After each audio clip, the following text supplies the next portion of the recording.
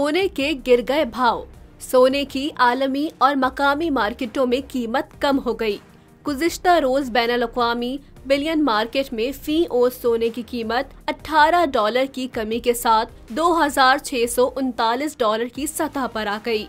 दूसरी जानिब मकामी सराफा मार्केटों में भी हफ्ते को 24 कैरेट के हामिल फी तोला सोने की कीमत 1200 रुपए की कमी से 2,75,700 रुपए और फी ग्राम 10 ग्राम सोने की कीमत 1,029 रुपए की कीमत से 2,36,338 रुपए की सतह पर आ गई।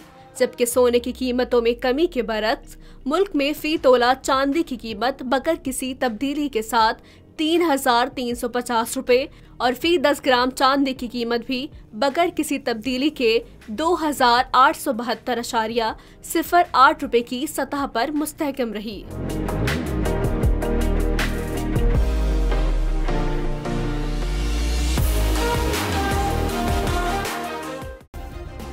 सब्सक्राइब करें और बेल दबाएं ताकि कोई खबर रह न जाए।